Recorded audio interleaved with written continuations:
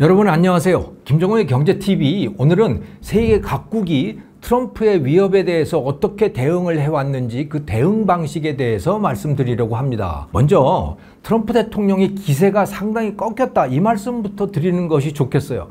처음에는 정말 기세등등했잖아요. 모든 나라 모든 물건에 대해서 10%를 매기겠다 라고 선언을 했고, 그것과 더불어서 상호 관세도 또 선언을 했잖아요. 그래서 나라별로 우리나라는 26%, 어떤 나라는 49%, 그래서 최고 50%에 이르는 이 상호 관세를 부과하겠다고 또 공개적으로 선언을 했어요. 그렇게 선언을 했는데 13시간 만에 이거를 90일간을 유예하겠다라고 또 발표를 한 거예요. 발을 뺀 거죠. 그런데 그 90일이 7월 초에 끝나거든요. 그때 가서 그러면 다시 상호 관세를 시작할 것인가? 처음에 했던 대로 그렇게 계속 가기는 쉽지 않다고 저는 생각을 합니다. 물러설 수밖에 없었던 이유를 생각을 해보면 그렇습니다. 소위 해방의 날이라고 하는 걸, 트럼프가 전 세계를 대상으로 해서 상호 관세를 발표했던 그날을 리버레이션 데이, 미국이 해방되는 날, 이렇게 선언을 했었잖아요. 그런데 그렇게 선언을 하고 난 다음에 미국의 각종 경제 지표들이 다 추락을 한 거예요. 주가 지수 떨어졌지, 달러 가치 떨어지지, 소비자 신뢰 지수 추락을 하지요. 그런데 이 중에서 말이죠, 트럼프가 별로 개의치 않는 부분은 이 주가 문제예요. 트럼프는 원래 노동자의 대통령을 표방을 하고 나왔잖아요. 그래서 표를 많이 얻었거든요. 그러니까 그 노동자들이 뭐 주가에 대해서 그렇게 개의치 않는다라고 하는 그런 분위기가 있지 않습니까?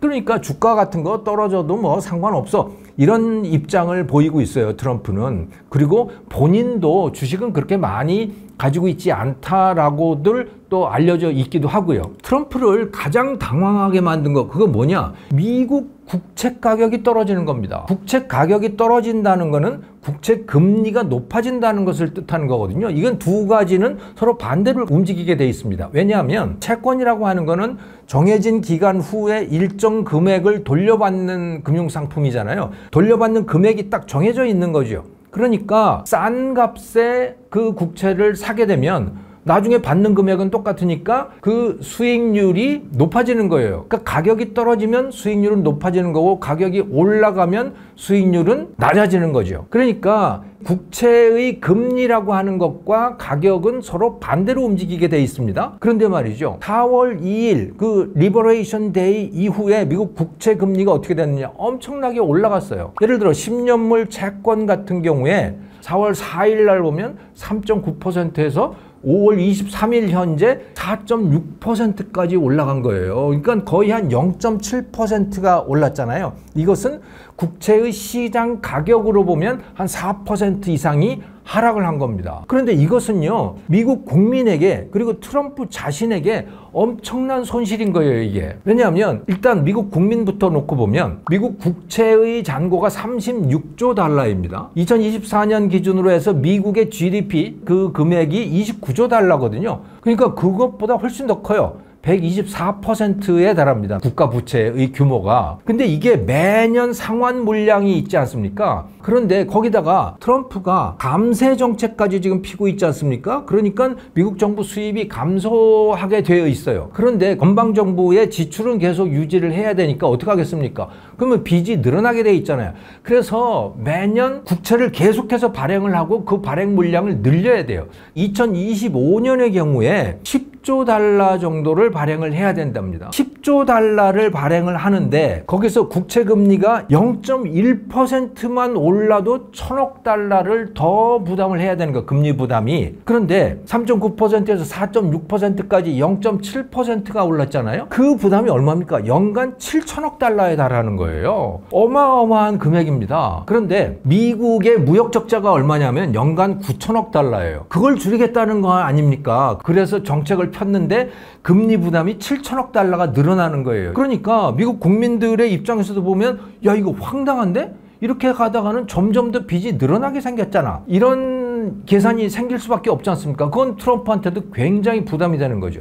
또 개인적으로 또 문제가 될 수 있다고 해요. 뉴욕타임스가 보도를 했는데 트럼프가 보유하고 있는 이 국채 규모가 1억 2,500만 달러 정도가 된대요. 뭐 거기에서부터 한 4억 달러 그 정도를 보유하고 있을 걸로 추정이 된다고 합니다. 그런데 그 국채 가격이 떨어지는 거 아닙니까? 4%나 지금 떨어졌잖아요. 그러니까 개인적으로도 이게 굉장히 큰 손실인 거예요. 근데 그게 뭐 뉴욕타임스 경우는 아마도 그런 그 채권 가격의 하락이 트럼프의 결정에 영향을 미쳤을 거다라고 뭐 그런 뉘앙스를 풍기고 있는데 뭐 그게 사실인지 아닌지는 모르겠습니다. 근데 어쨌든 트럼프 개인도 미국 국채를 많이 보유하고 있는 것은 사실인 것 같아요. 이런 요인들이 겹쳐서 트럼프가 이 고율 관세를 밀어붙이려고 했던 이 정책에서 한 발 물러설 수밖에 없었다, 이렇게 해석을 할 수 있겠습니다. 이런 것들을 보면요, 트럼프는 비즈니스맨으로서 해왔던 그 거래와 대통령으로서 하는 거래, 그 차이를 제대로 인식하지 못했던 것 같아요. 비즈니스맨 할 때부터도 말이죠, 이 사람의 전략은 매드맨 전략입니다. 본인도 그렇게 이야기를 해요. 자기는 매드맨 스트래티지, 매드맨 택틱스를 쓴다라고 뭐 그렇게 이야기를 하거든요. 근데 그렇게 하더라도 그게 시장에다 영향을 주지는 않잖아요. 자기의 이익 이런 데에는 영향을 줄 수 있겠지만. 그런데 대통령으로서 하는 거래, 특히 미국 대통령으로서 하는 거래는요, 전 세계 시장에다가 거대한 영향을 주게 돼 있죠. 대통령이 어떻게 하느냐에 따라서 주식시장, 외환시장, 채권시장 모두 엄청난 큰 영향을 받게 돼 있습니다. 그런데 트럼프는 이런 차이를 인식하지 못했던 것 같아요. 그래서 취임 초에 그렇게 관세를 가지고 기세등등했던 사람이 선언을 하고 나서 13시간 만에 뒤로 물러설 수밖에 없었다. 이거는 시장의 반응이 그럴 줄 전혀 예상을 못했다는 거죠. 트럼프가 그런 행동을 취하게 되니까 지금까지는 어떻게든 미국한테 가서 협상을 잘 해야겠다, 이런 입장들을 갖고 있었는데 눈치를 보니까 미국이 급해졌거든요. 그러면 어떡합니까? 시간 좀 두고 봅시다, 뭐 이런 식의 자세를 가지면 오히려 미국한테서 많은 것을 얻어낼 수 있지 않겠느냐, 이런 계산들을 하게 된 것 같아요. 그러면 이제 나라별로 그 상황을 알아보겠습니다. 중국부터 살펴볼까요? 트럼프는 4월 2일 날 이 중국산 제품에 대해서 기존 관세에다가 34%를 더 부과하겠다, 이렇게 발표를 했죠. 그 후에 바로 이제 조금 지금까지 말씀드렸듯이 상호 관세를 90일 유예를 했잖아요, 다른 나라들에 대해서는. 근데 중국에 대해서만은 오히려 더 높였습니다. 그래서 4월 9일 날 125%로 높인 거예요. 그리고 그 다음 날은 또 145%로 또 높였어요. 너희들은 말이야 미국에다가 펜타닐 원료를 공급하잖아, 그러니까 이거 너희들 벌 더 줄 거야. 그래서 145%로 올린 겁니다. 중국은 어떻게 했습니까? 그래? 그러면 우리도 맞대응하겠어. 그래서 4월 4일 날 미국산 모든 제품에 대해서 34% 보복 관세를 중국도 부과를 한 거죠. 그리고 4월 9일 날은 다시 84%로 관세를 높였고요. 그리고 미국 기업 12개를 수출 통제 목록에다가 포함을 시켰습니다. 그리고 그 중에 6개는 이건 신뢰할 수 없는 기업이다 라고 하는 그 목록에다가 또 추가를 한 거예요. 그러니까 중국은 미국에 대해서 보복을 하고 나선 것이죠. 트럼프는 어땠습니까? 오히려 중국한테 약간 사정하는 듯한 그런 입장을 보였어요. 우리 서로 싸우지 말고 협상을 하자라고 계속 손을 내밀었던 거예요. 중국은 약간 뒤로 빼면서 못 이기는 척하는 그런 태도를 보였죠. 그래서 이 제네바에서 협상을 했고 5월 12일 날 그 결과가 나왔죠. 90일 동안 일시적으로 우리 휴전하자. 그래서 미국은 대중 관세율을 30%로 낮추기로 했습니다. 중국은 어땠어요? 대미 관세를 10%로 낮추기로 했어요. 근데 사실은 이거는 중국이 뒤로 물러선 것이 아니고 미국이 뒤로 물러섰다고 봐야 됩니다. 중국은 그래서 다른 나라들을 반미 동맹으로 이렇게 다 엮으려고 하는 그런 외교를 지금 펼치고 있는 분위기입니다. 그런데 사실 중국 뜻대로 잘 되고 있지는 않아요. 전 세계들이 다 미국에 대해서 화가 나 있고 미국에 대해서 불편한 마음들을 갖고 있는 거는 사실이지만, 그렇다고 하더라도 중국을 중심으로 뭉친다? 이건 아니지 않나? 이런 분위기인 거예요. 다른 나라들이 중국에 대해서 원하는 것이 있긴 합니다. 우리 물건을 중국에다가 좀 팔고 싶다 라고 하는 거예요. 왜냐하면 트럼프가 저렇게 계속 관세를 가지고 올리겠다 그래서 뭐 이렇게 위협을 하니까 대미 수출이 줄어들겠네? 라고 하는 계산들을 누구나 다 할 거 아닙니까? 우리나라도 그렇고. 그러면 나라들마다 미국에 수출할 물량이 줄어들게 되니까 그만큼 공급 과잉 상태가 될 수밖에 없잖아요. 그거를 중국이 좀 받았으면 좋겠네? 이런 생각들을 다들 갖고 있는 거죠. 그런데 중국의 입장은 또 어떻습니까? 중국 자체가 공급 과잉이 굉장히 심각한 상태잖아요. 사실 미국이 아무리 관세를 높이고 그렇게 한다고 하더라도 중국 자체는 그것 때문에 타격감은 그렇게 크지 않아요. 왜냐하면 중국 GDP에서 대미 수출이 차지하는 비중이 너무 작기 때문에 그래요. 그래서 3%밖에 안 됩니다. 그럼에도 불구하고 중국은 공급 과잉 상태가 트럼프 이전부터 무지하게 심했다고 보시면 되는 겁니다. 왜냐하면 중국이 그런 정책을 펴왔기 때문에 그런 겁니다. 한 나라의 경제에 있어서 이 금융이라고 하는 게 굉장히 중요한 역할을 하지 않습니까?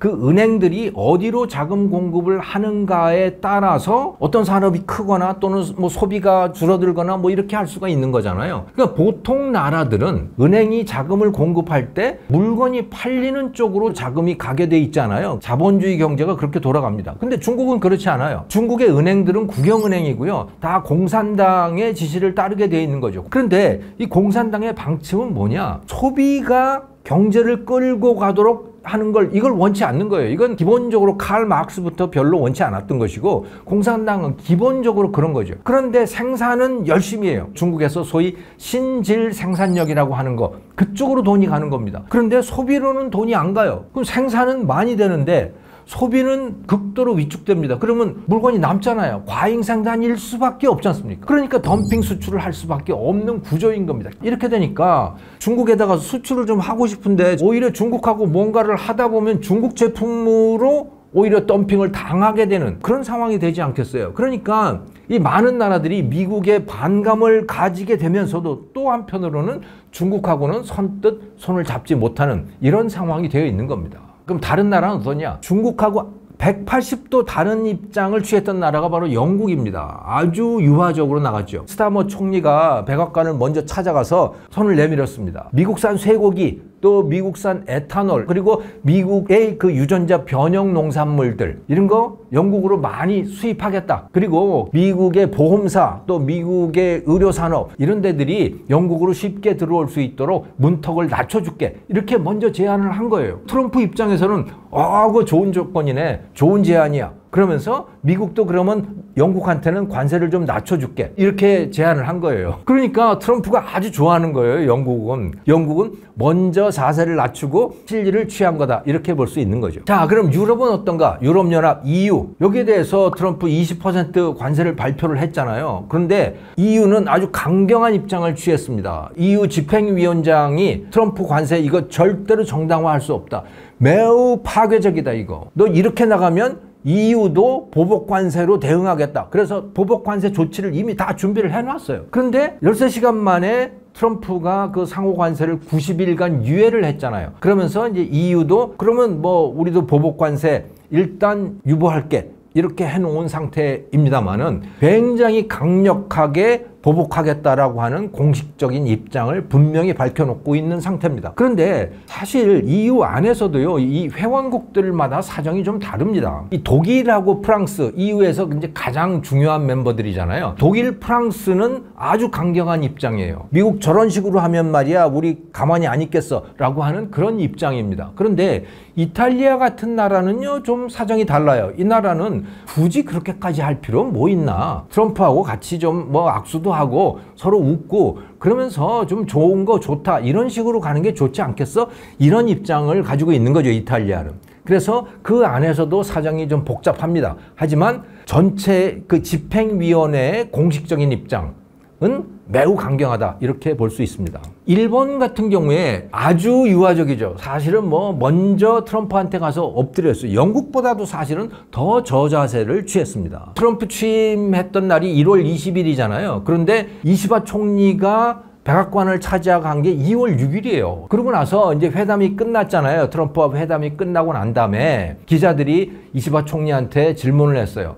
미국이 고율 관세를 부과하면 어떻게 하겠느냐, 보복을 하겠느냐라고 이런 질문을 했는데 그런 가정적인 질문에는 답변할 필요가 없다. 뭐 이렇게 답변하는 거예요. 그러니까 트럼프가 굉장히 좋아했지. 아주 뭐 이 훌륭한 태도다 그러면서 트럼프가 칭찬을 했습니다. 근데 그거하고 무관하게 상계 관세 24%를 얻어맞았지요. 그래서 다시 6월 말에 다시 찾아가겠다고 지금 계획을 발표를 했습니다. 서로 상생하는 방안을 찾아보겠다 이렇게 입장을 밝혔는데 트럼프가 과연 그렇게 해줄지 그건 뭐 두고 볼 일입니다만은 영국에 대해서 하는 걸 보면 일본이 문호를 개방해야 된다. 그렇지 않으면 아마도 트럼프 더 이상 더 양보하지 않을 거다. 이렇게 내다볼 수 있을 것 같아요. 그런데 모르죠. 뭐 워낙 지금 트럼프가 국내적으로 코너에 몰려있는 상황이잖아요. 채권 시장이라든가 이런 문제들 때문에. 그래서 뭐 어떤 결과가 올지는 모르겠지만 아무튼 일본한테도 굉장히 많은 양보를 요구할 것은 분명합니다. 이 문제와 관련해서 이 파이낸셜 타임스가 EU 집행위원회 고위 관료들의 발언을 인용을 해서 보도를 했는데 중국하고 영국이 이 서로 상반된 대응 방식을 보였잖아요. 이 과정들을 놓고 볼 때 트럼프와의 협상은 이렇게 해야 되는 거 아닌가? 라고 하는 그것을 말을 한 거예요. 첫 번째는 뭐냐? 트럼프하고 정말 전쟁을 벌이려면 고통을 견딜 자신이 있어야 된다. 트럼프가 아무리 쪼이고 뭐 고율 관세를 부과한다고 하더라도 나 그 정도 견딜 수 있어. 그러니까 한번 해볼 테면 해봐. 이런 각오를 해야 된다라고 하는 거예요. 그 각오가 없다면 처음부터 서로 유화적으로 가는 게 그게 좋은 방식이다. 두 번째는 뭐냐? 트럼프 흥분해서 저렇게 막 그 위협하고 그럴 때는 좀 가만히 두고 보자. 진정할 때까지 좀 기다리면 훨씬 나아지는 것 같다.